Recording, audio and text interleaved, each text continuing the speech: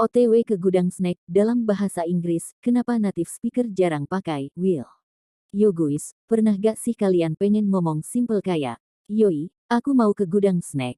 Tapi pas diterjemahin ke bahasa Inggris malah bingung, pakai will gak ya? Atau pakai going to? Atau malah cukup bilang heading to? Nah, ternyata kalimat sesimpel ini tuh punya banyak nuans dalam bahasa Inggris. Dan yang menarik, cara native speaker ngomong itu beda banget sama cara kita biasanya belajar grammar di sekolah. Jadi di video ini kita bakal ngebahas cara ngomong, mau to, bedanya will dan going to, kenapa native speaker lebih sering pakai bentuk tertentu, sampai versi paling santai buat chat, tongkrongan, bahkan story. Wah, santai aja, kita bahas pelan-pelan. Awal mula, mau ke gudang Ciki. Pertama, kita bahas dulu kata Ciki. Di Indonesia, Ciki itu udah otomatis kepikiran, snack ringan, makanan ringan, keripik, dan sebagainya. Tapi kalau diterjemahin langsung ke bahasa Inggris, gak ada kata Ciki. Makanya biasanya diganti jadi snack. Jadi, gudang Ciki lebih natural diterjemahkan jadi snack warehouse atau snack storage room. Kalau gudangnya besar buat distribusi, warehouse. Kalau cuma ruang penyimpanan, storage room. Jadi, aku mau ke gudang Ciki, bisa jadi, I want to go to the snack warehouse. Secara grammar, benar. Tapi, native speaker hampir gak ngomong kayak gitu di kehidupan sehari-hari. Kenapa? Karena terdengar terlalu literal. Kenapa I want to go, terdengar aneh. Kalau di Indonesia kita biasa bilang, aku mau pergi. Nah, mau itu sering langsung kita translate jadi want. Padahal dalam bahasa Inggris, I want to, itu lebih kuat. Kadang terdengar kayak, benar-benar menginginkan sesuatu. Ada dorongan kuat, atau permintaan. Contoh, I want to eat, artinya lebih ke, aku pengen makan. Bukan sekadar, aku mau pergi dulu ya. Makanya native speaker lebih sering pakai bentuk lain buat rencana biasa. Nah ini yang paling penting. Bedanya, will, dan going to. Ini bagian yang paling sering bikin bingung. Karena di sekolah kita diajarin, will sama dengan akan. Selesai. Padahal penggunaannya lebih luas. 1. Will. Biasanya dipakai buat keputusan spontan, janji, prediksi, sesuatu yang baru diputusin saat itu juga. Contoh, I'll go now. Artinya, oke, aku pergi sekarang. Kayak baru mutusin saat itu juga. Atau, I will help you. Itu terdengar kayak janji. 2. Going to. Nah ini yang lebih natural buat rencana. Contoh, I'm going to the snack warehouse. Artinya, aku mau ke gudang snack. Ini terasa kayak, udah ada niatan, udah kepikiran, mungkin bahkan udah siap jalan. Dan ini yang paling sering dipakai native speaker.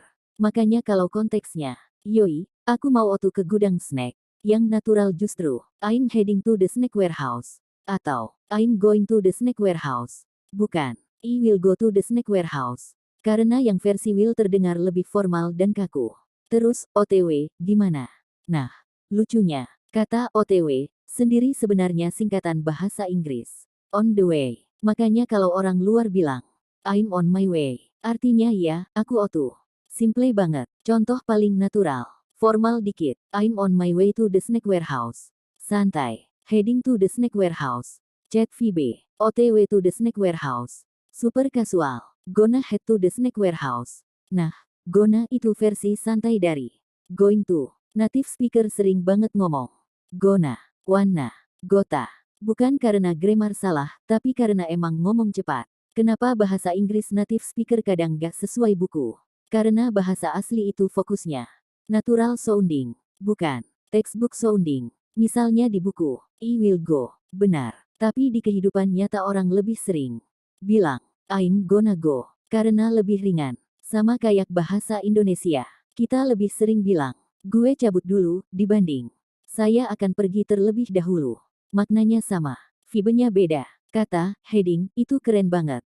Kalau kalian mau terdengar lebih natural, hafalin kata heading. Contoh, I'm heading home, I'm heading to work, I'm heading to the warehouse.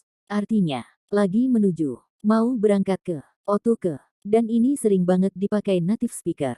Versi nongkrong Gen Z, kalau dibuat ala chat santai. I'm heading to the snack warehouse. Itu kayak, alright, okay, yoi, sip, atau, yuk, OTW to the snack warehouse. Simple, natural, dan gak kaku. Kesalahan yang sering orang Indonesia lakuin. 1. Semua, mau, diterjemahin jadi one. Padahal belum tentu. Kadang lebih natural. Gonna, going to, heading to. 2. Semua, akan, diterjemahin jadi will. Padahal, will sama dengan spontan prediksi, janji. Going to sama dengan rencana. 3. Terlalu formal. Kadang grammar benar, tapi gak terdengar seperti manusia asli ngomong. Dan itu normal banget buat learner.